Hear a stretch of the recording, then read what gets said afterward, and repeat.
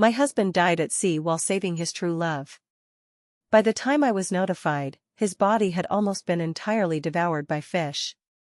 The staff asked if I still wanted to retrieve the body. With a wave of my hand, I firmly refused to waste public resources.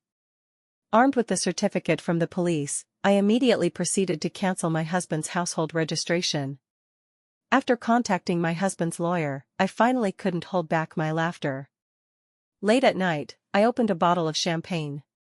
What was originally only half the assets I could claim had now become 2/3. I had to celebrate. My husband Nathan was dead. He had taken his true love Mandy on a ferry cruise, encountered waves, the boat hit a reef, and he gave the chance to survive to Mandy, perishing at sea himself. When the police notified me, he had been gnawed by sharks to the point where his head was gone. The headless body floated on the water. Originally, a few fishermen wanted to retrieve it, but then another shark came, snatched it, and swam away. So they only salvaged Nathan's wallet and phone. As a prominent entrepreneur in the city, everyone wanted to recover Nathan's body. The police asked if I needed a rescue team to search for it. With a wave of my hand, I said, "No need." I firmly refused to waste public resources. An hour later, I took the certificate from the police to cancel his registration. The staff, upon seeing his ID, even shed a couple of tears. "Mr. Nathan was a great man, madam, please accept my condolences." I burst into laughter. She was right, Nathan was a great man. In a couple of days, he was supposed to go with me to get the divorce certificate and then marry Mandy. But he died instead, leaving me a huge inheritance. Without a body, I could only burn some of Nathan's belongings to serve as ashes. So I burned the useless waste paper from his company office, along with his personal items. After burning, I put the ashes into a plastic bag, thinking to buy an urn tomorrow. I contacted the lawyer and began liquidating Nathan's assets: 6 companies, 8 cars, 66 storefronts, 88 properties, plus gold bars in the bank, and funds and stocks on hand. While I was calculating how many zeros all this amounted to, the lawyer told me, among them, 2 properties were transferred to Miss Mandy by Mr. Nathan while he was alive. What? I wouldn't allow anyone to ruin my auspicious numbers. I turned to the lawyer and asked, "The things Nathan gave her, I should be able to reclaim them, right?" As expected from a lawyer earning millions annually, he understood immediately. That same day, data was recovered from Nathan's water-damaged phone, and by afternoon, my lawyer's letter was express delivered to Mandy's home. When Mandy arrived, I had just opened a bottle of champagne. She directly picked up a glass and splashed it at my face. "Maggie, what do you mean by sending that lawyer's letter?" I dodged to the side, and the liquid from the glass spilled entirely onto the carpet. My Italian handmade carpet. I looked at Mandy with a pained expression. "This counts too, you'll compensate me for it along with everything else later." "Who gave you the courage to demand these things from me?" "These were all given to me by Nathan. We were about to get married, so they're all mine." "Miss Mandy, do you understand the law?" I sneered. "The things Nathan gave you belong to our marital community property. I have the right to demand their return." Mandy's face turned pale as she took out her phone. "You definitely didn't discuss this with Nathan. I'll call him right now, and you wait, he won't let you off." Seeing this, I laughed. "Don't bother calling, it won't go through. Nathan is in a shark's belly." Mandy's eyebrows and eyes twisted together. "Maggie, you're too vicious. After all, you two were husband and wife, do you have to curse him like this?" I waited for her to finish shouting, then took out Nathan's ID card, cut into 2 pieces, from my bag. "What? You don't believe me? This is his ID, I just cut it this morning." Mandy looked at the 2 halves of the ID, stunned for a moment, but still unbelieving. "You must be playing some trick. I'll call him right now, and you won't get a single cent." She dialed a few numbers on her phone, and soon the phone in my bag rang. I took out Nathan's phone from my bag. The screen displayed the word wife. Mandy's face turned ashen in an instant. "Why is his phone with you?" "I told you he's dead." "Then where's the body?" "Eaten by sharks." I spread my hands. "Miss Mandy, haven't you forgotten that you 2 went on the cruise together? How come only you returned?" I thought. Mandy squatted down directly, her whole body starting to tremble, her eyes turned red instantly, and tears fell like pearls. I couldn't help but roll my eyes. My Italian handmade carpet tears are dirty too, you know. Mandy cried for a while, then suddenly stood up and ran toward the pillar in the living room. Nathan, I'll die with you. Frightened, I quickly retreated a few steps, picked up my phone, and dialed. Comrade police, come quickly, someone is attempting suicide in my home. The police arrived soon, understood the situation, and took Mandy away. As she was leaving, I didn't forget to remind her, remember to return my things, or I'll sue. One of the police officers glanced at me sideways, his expression seeming to say, she's like this, and you're still provoking her. I shrugged, that's several million anyone would be anxious. The next day, I began planning Nathan's funeral. After all, he had so many wealthy relatives, and over the past 2 years, I had given them red envelopes. Now it was time to reap the rewards. I notified a bunch of Nathan's relatives and hired a master to select a burial site with me. But I didn't like the feng shui treasures the master recommended. I preferred the one at the very edge, barren, with nothing growing. The master said, no, if buried there, your husband's descendants will live in hardship. I clapped my hands, that's perfect, this one it is, the feng shui is so good, and it's cheap. Anyway, Nathan and I had no children, so there would be no descendants. After buying the burial plot and urn, I hired a funeral company and arranged a quite grand funeral for Nathan. At the funeral, while pretending to cry, I glanced at the condolence money. As expected from wealthy people, the envelopes were getting thicker and thicker, so thick that I almost laughed out loud. As the funeral was nearing its end, Mandy arrived. Dressed in black, she held the hand of a 7 or 8-year-old boy and walked directly toward Nathan's photo. The already quiet funeral site became even quieter, everyone's eyes and ears perked up.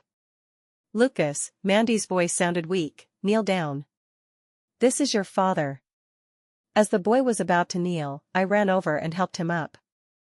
Little one, you can't just claim anyone as your father. Mandy panicked, he is my son with Nathan. Oh, I lowered my eyelids, if you say so, but I don't believe it. Who can prove it? We can prove it. 2 more people appeared at the door, my long unseen mother-in-law and father-in-law. Maggie, you bitch. As soon as my mother-in-law saw me, she lunged forward, my son died, and you notified everyone except us. What are your intentions? How could I let her hit me? I stepped back, waved my hand, and immediately someone came to stop her. I said from the side, Mom, wasn't it you who told me not to contact you unless I died? It seemed my mother-in-law had forgotten. That year, she drove me out of the house and said that to me. You poisonous woman, my son must have been killed by you. Doing such despicable things for money, you won't die a good death. My mother-in-law kept charging toward me, probably wanting to scratch my face. Fortunately, the bodyguards I hired were capable, holding her tightly without leaving any gap. Mom, you must know how Nathan died. He was with Mandy. Lucas, come call Grandpa and Grandma. Mandy interrupted me directly, pulling the child over. My mother-in-law immediately bent down to touch the child's face. This is our Xiong family's grandson, he looks exactly like Nathan when he was young. Saying that, she looked at Mandy. Mandy, you've suffered so much these years, raising the child alone. Watching this family recognition scene, I felt a bit nauseous. I kindly reminded, Mom, you believe everything she says? We don't even know whose child this is. Upon hearing this, Mandy got angry. Maggie, are you saying this child isn't Nathan's? I tell you, this child is mine and Nathan's. When we broke up, I was already pregnant, and these years I've been living with the child. My mother-in-law chimed in, this child is obviously our Xiong family's seed, you wicked woman, can't have children yourself and jealous of others who do. Seeing my mother-in-law fully on her side, Mandy became bolder. She began sobbing about how hard it had been raising the child these years, how much discrimination a single mother faces. Oh, is that so? I mercilessly exposed her. How come I heard you married someone abroad and were dumped for cheating? You're talking nonsense. Mandy's eyes filled with tears, she turned to my mother-in-law. I can endure it myself, but the child without a father is truly pitiful. My mother-in-law was moved and cursed at me. Maggie, you hen that can't lay eggs, you've never been a mother, so you wouldn't understand. I understand, Mandy. I said faintly, Mom, even if this child is really Nathan's, there needs to be evidence, otherwise, anyone could bring a child and claim it's your grandson. Would you recognize them all? I have evidence. Mandy straightened her back. Initially, Nathan didn't believe Lucas was his child, so he did a paternity test. Now that report is still in his office drawer. Mom, go look and you'll know. Oh. It hadn't even started, and she had already changed her address. Not just me, everyone present had expressions that were quite intriguing. This funeral was truly lively, everyone was engaged. Upon hearing this, my mother-in-law quickly sent someone to Nathan's office to fetch the paternity report. I blocked again. Mom, let's wait until the funeral is over to discuss this. With so many people here, making a scene wouldn't look good. My mother-in-law snorted coldly. What? Maggie, are you afraid that once the paternity report comes out, this child will compete with you for the inheritance? I tell you, be more generous. If I were in your position, I would definitely recognize Lucas. I couldn't persuade her at all. After Mandy specified the exact location of the paternity report, someone soon went to Nathan's company. I also took the opportunity to make a phone call. In less than half an hour, that person returned. As soon as she saw him, Mandy rushed forward. How is it? Did you get it? The person looked troubled. No. How is that possible? Mandy screamed. Did you not search properly? I searched everywhere, the people at the company said. The person answered while glancing at me. You don't need to fear her. My mother-in-law noticed the clue. What did the company people say?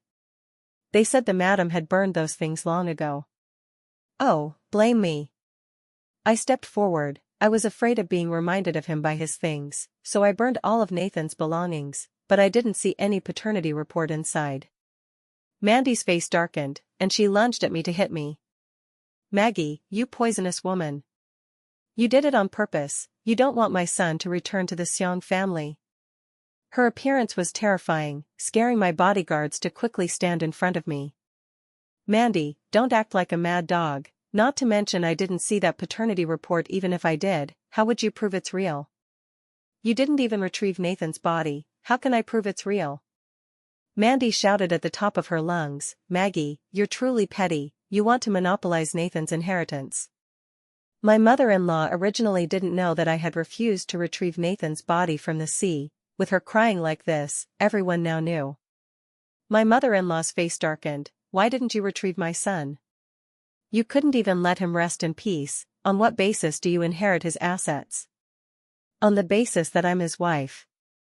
I smiled. Mom, why are you speaking for an outsider? She is my grandson's mother, she's not an outsider. You can't even lay an egg. You're the outsider. Return all my son's money. Mom, I called to the frantic mother-in-law. Do you know why I haven't had children all these years? Isn't it because you've done too many bad things and can't conceive? Indeed can't conceive, I sneered coldly, but it's not me who can't. What do you mean? My mother-in-law was stunned. Could it be my son? Yes, it's Nathan who couldn't conceive. I clapped my hands, and immediately someone handed me a file bag. Family scandals shouldn't be aired. I originally didn't plan to say it, but since you keep forcing me, I can only apologize to Nathan. Inside are his medical reports from the past 10 years. 10 years ago, he lost his fertility. How could Mandy have a child with him? My mother-in-law opened the file bag, and the papers fell out. Mandy picked up the papers, looked them over repeatedly, her face instantly pale, shaking her head continuously. Impossible, this is fake. There are hospital stamps on these. If you don't believe it, you can verify at the hospital. I saw Mandy try to grab my mother-in-law's hand again, but she was flung away by my mother-in-law, who was frowning at the medical reports. I pretended to shed a few tears, turned to the relatives. Sorry for letting everyone watch the spectacle. The funeral ends here. Everyone can leave. As everyone left, their faces were filled with the joy of having witnessed a shocking scandal, eager to share it. I no longer bothered with those three, put on my sunglasses, and left. A few days later, I received a lawyer's letter from Mandy. It stated regarding the division of Nathan's inheritance, that Mandy's child should also have a share, and Mandy had filed a lawsuit in court. A few days later, I received a notice for pre-trial mediation, requiring me to arrive on time. Upon receiving it, I was furious. I directly called my lawyer to question why my lawsuit against Mandy hadn't gone to trial yet, but hers against me was mediating first. The lawyer explained for a long time, but I didn't understand much. The gist was two systems, and it was normal for hers to be processed first. I attended the pre-trial mediation unhappily. Mandy said, "Lucas is Nathan's child." I said, "Nathan couldn't conceive, I have the medical report." "Your medical report says low sperm motility, but that doesn't mean zero motility. The doctor said there's a possibility of conception." Mandy looked smug, with a smile in her eyes. "Please check properly next time." "Oh, so what?" I yawned lazily. "Do you have evidence proving this child is Nathan's?" "Of course." Mandy slapped a paper on the table. "This is the paternity test between Lucas and his grandfather. It proves my son has a blood relation with Nathan's father, and Nathan's father has only Nathan as a child, so Lucas is the Sion family's child." I glanced at the lawyer, who kindly reminded her, "This doesn't count." My mother-in-law slapped the table. "How doesn't it count?" "Maggie, you're too narrow-minded. This child is my son's seed. Inheriting my son's money is rightful even if illegitimate, so what?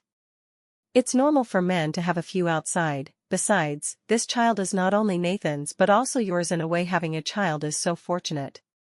I smiled. "Mom, don't get excited. The court wants a paternity test. What's paternity? It's between father and son. Besides, Mom, don't you really know? Actually, Dad has another son." My mother-in-law was stunned. I directly took out a paternity report. "Originally, I didn't want to say it, but I didn't expect you to help an outsider, so I won't hide it for father-in-law anymore. This is what father-in-law asked Nathan to handle before. It's the paternity report for his other child with him." I took out photos and videos again. "These are photos and videos of that child. Now he and his mom Celine live in my father-in-law's villa in the south of the city. My father-in-law goes twice a week, with a bunch of nannies and bodyguards there, and the chefs are state banquet masters. I've eaten there once, TSK, that flavor." The more I said, the darker my mother-in-law's face became. I didn't forget to advise her, "Mother-in-law, you mustn't be narrow-minded. It's normal for men to have a few outside. This child isn't just my father-in-law's but also yours. Having a child is so fortunate." I returned the words my mother-in-law had said to me verbatim. Seeing her completely lose it, slapping the table and wanting to leave, I laughed uncontrollably and said to her back, "Leaving already? The mediation isn't over yet." My mother-in-law left. Mandy, seeing she was at a disadvantage, pinched her thigh, and tears fell. "Sister Maggie, I know Nathan and I did wrong by you. You have resentment in your heart, but as you can see, Lucas looks exactly like Nathan. How could he not be his child? For the sake of the many years you were with Nathan, leave something for his child." Her words were said so pitifully that everyone in the room was somewhat moved. I began to understand why Nathan became reckless upon seeing her. This face was too suited for playing the victim. But she chose the wrong target for pity. I sneered coldly, still the same words, "How do you prove that the child is Nathan's?" This mediation was successful because Mandy withdrew the lawsuit. Even if she didn't withdraw, there was no way unless she fished Nathan out of the sea. Otherwise, even the King of Heaven couldn't prove that boy was Nathan's. After returning home, I drew a hot bath for myself. After washing comfortably, I called Grace, who was working as a nanny at Nathan's father's place. Grace vividly described on the phone how my mother-in-law, upon returning, directly confronted my father-in-law, fought with him, and threatened to make the mistress pay. Seeing the matter exposed, my father-in-law stopped pretending and directly told my mother-in-law to divorce. Now he only had that one child and planned to give all his assets to the mistress's son. My mother-in-law cried, made a scene, and threatened to hang herself at home. My father-in-law directly went to Celine's place. My mother-in-law was used to lording it over at home, so Grace and the other nannies didn't like her much. Thus, when saying these things, Grace laughed very loudly. Finally, Grace asked me, "So, with your father-in-law cheating, will he leave with nothing?" I told her, "Watch less TV, cheating doesn't lead to leaving with nothing." Even when Nathan divorced me and decided to give me half the assets, that was out of conscience. I thought my mother-in-law probably wouldn't divorce my father-in-law. After all, he wouldn't give her half the assets. But what I didn't expect was that my mother-in-law actually divorced my father-in-law. However, he had long transferred his assets, so she only got one villa. Unable to swallow her anger, my mother-in-law stormed to my father-in-law's South City villa and beat up the mistress. Unexpectedly, the mistress directly called the police. My mother-in-law spent a few days in detention and ended up compensating with that villa. Now my mother-in-law barely subsists on Nathan's inheritance, but it can't support her extravagant lifestyle as a wealthy madam, so I heard she's recently looking for projects to invest in and earn some pension money for herself. Watching the drama, my lawsuit against Mandy to return the assets finally went to trial. There was no suspense in this case. Naturally, I won. However, a month after winning, Mandy still hadn't returned my money and properties. She must lack manpower to move so many things. No choice. Being kind-hearted, I directly hired a large truck, drove over, and brought a few guys to knock on the door. Mandy held the door shut. "Maggie, this is trespassing." I found a stool to sit. "Don't pin false charges on me. The court has awarded this house to me. Entering my own home isn't trespassing. Come out quickly, or I'll smash the door. If you dare smash the door, I'll call the police." I said, "Fine, call the police quickly, see if they make you leave or me." Naturally, Mandy didn't dare call the police. If she did, she'd definitely be the one to leave. Just as we were in a stalemate, a black stretched Lincoln stopped behind us. I turned to look. This was my father-in-law's car. In less than a minute, my father-in-law got out of the car. Seeing my setup, he frowned and asked, "What's going on?" "Dad, she wants to drive me out." With my father-in-law's arrival, Mandy opened the door. She stood beside him, tears in her eyes. "Quickly control this mad woman." I tilted my head looking at them. What a bizarre scene. Why was Mandy so intimate with my father-in-law? My relationship with him wasn't great, but it wasn't as bad as with my mother-in-law. But after hearing Mandy's words, he actually turned to me. "What's wrong with you? Instead of staying home properly, you come every day to bully this widow and orphan. What skill is that?" I hadn't spoken yet when Mandy said, "She wants to rob my house." I said, "How is this your house? The court has ruled, you have to move out." My father-in-law grew more confused, so Mandy tearfully embellished the story. My father-in-law got angry. "This is my son's house, he can give it to whomever he wants. On what basis do you demand it back?" I used to think only my mother-in-law was unreasonable. I didn't expect my father-in-law to be even more of a rogue. Fortunately, I wasn't afraid of him at all.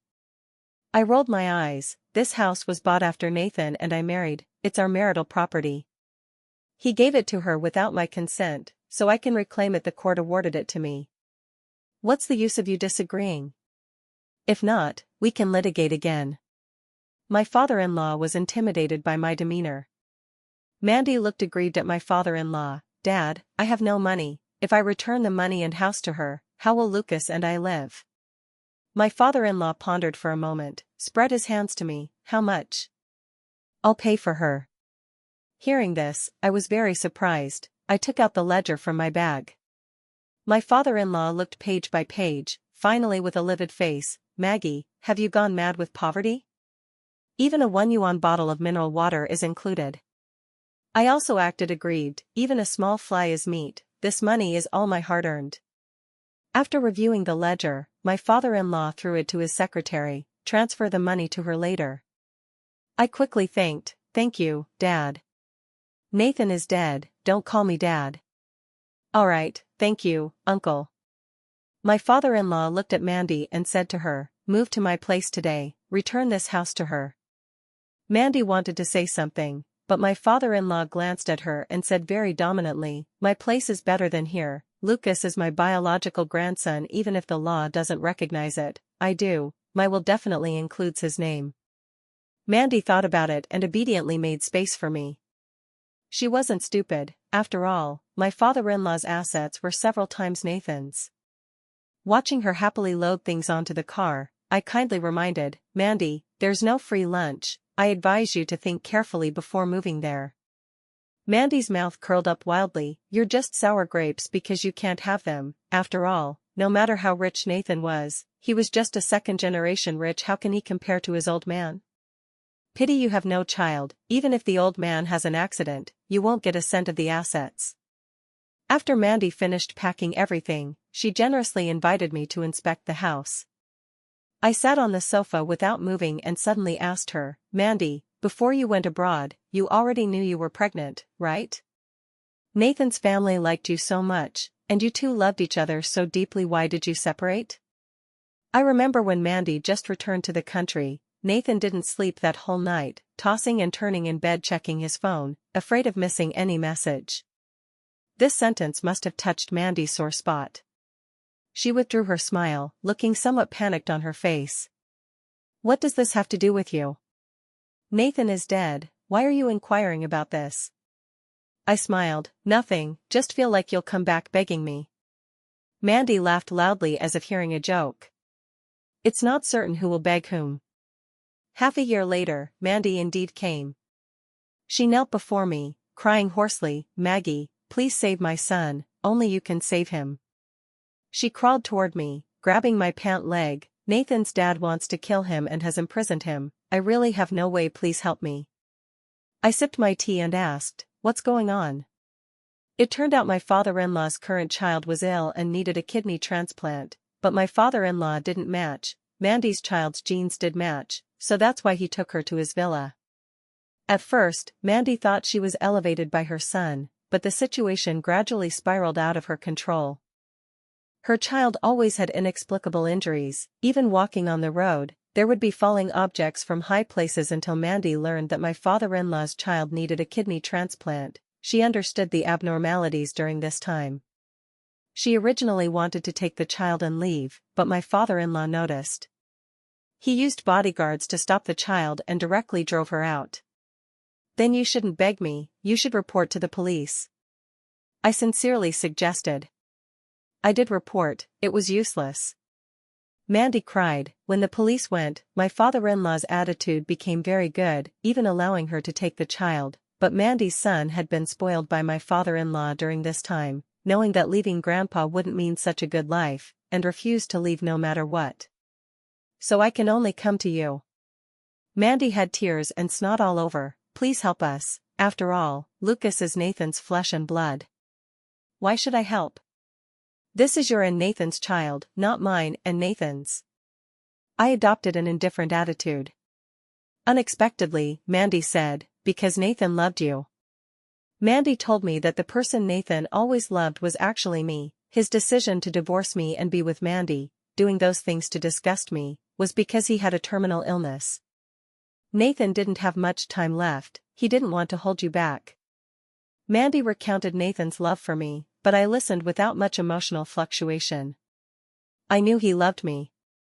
I also knew he was dying. After all, drinking and clubbing every day, relying on pills to maintain energy, how could he not get sick? Not taking medicine when sick, how could he not die? I fetched Nathan's annual medical reports for him, I knew his health better than he did. So what? I sneered, does that mean I should save your son? Mandy didn't expect me to be so cold-blooded, realizing belatedly, you don't love Nathan at all. Far from it, I hated him. Mandy despaired, no one but me could help her. She also went to my mother-in-law, but recently my mother-in-law had invested and lost her last bit of money. She went daily to ask my father-in-law for money. Now was the time to curry favor with him, how could she offend him? Lucas, what to do? Mom can't save you. Mandy pounded her chest in grief. I watched her go crazy for a while, then spoke again, Mandy, do you remember I asked you why you separated from Nathan back then? Mandy's tears stopped, If you tell me the truth, I can consider saving your son. Mandy bit her lip, a few minutes later, as if resolved, because that year, Nathan hit and killed someone. That day, Nathan took Mandy to the mountain to watch stars. On the way back, they encountered heavy rain, and Nathan hit and killed someone. That woman lay on the ground in a bloody mess. But Nathan was terrifyingly calm. He first sent Mandy home before handling the matter. Mandy thought Nathan would go to prison for this, so the next day she broke up with him and, with family help, went abroad. Struggling abroad, she returned and found Nathan not only hadn't gone to prison but had become richer, so she shamelessly clung to him again. Listening to these words, my hands trembled, but my voice was terribly low. Do you know how he handled the body later? I asked Nathan. He said he compensated the family a large sum, and it was fine. Damn it, he's bullshitting. I directly smashed the cup in my hand on the ground, glass shards flying everywhere. Mandy looked at me in astonishment, as if suddenly understanding something. Mandy, help me with something, and I'll get your son out for you, how about it? Mandy, looking at my gloomy face, retreated a bit but finally nodded. 2 days later, Mandy went to the police station to report that Nathan had once hit and run. The police, upon hearing, only filed the case. After all, Nathan was dead, and even if not reported back then, they didn't know how to investigate. However, that night, a heavy rain fell, and a pile of bones washed out from the midslope of Camel Mountain. After police confirmation, these bones belonged to a rural woman named Joanna at the foot of Camel Mountain. 8 years ago, her family had reported her missing, and this pile was only part of her body. This was a major case. The city specially formed an investigation team. Later, someone went to the Public Security Bureau, saying that 8 years ago on a rainy day, they saw a car hit someone on Camel Mountain and then leave. Although the rain was heavy, they remembered the license plate. The police checked the number. The owner of that car 8 years ago was the city's outstanding entrepreneur, Nathan.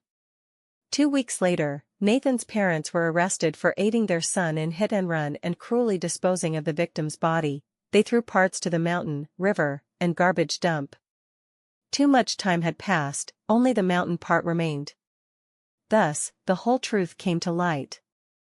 And 2 days later, I went to the Public Security Bureau to collect Joanna's ashes. Holding the urn, I sobbed uncontrollably. At that moment, someone else came. A woman dressed in black sat down beside me. She reached out to touch the urn, tears falling too. Mom, your daughters have avenged you. I looked at Celine's face, lips trembling, and called her, sister. Celine hugged me, stroking my back. Everything is over.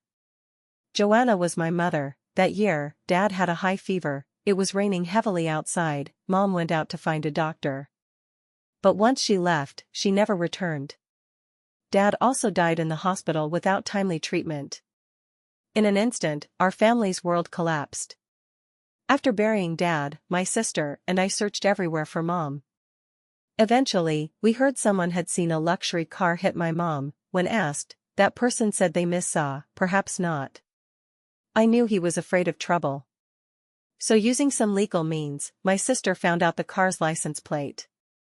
We investigated and investigated, tracing it to Nathan. From the beginning, I married Nathan to investigate the truth of Mom's death. So I didn't care what kind of person he was, didn't care about him with other women.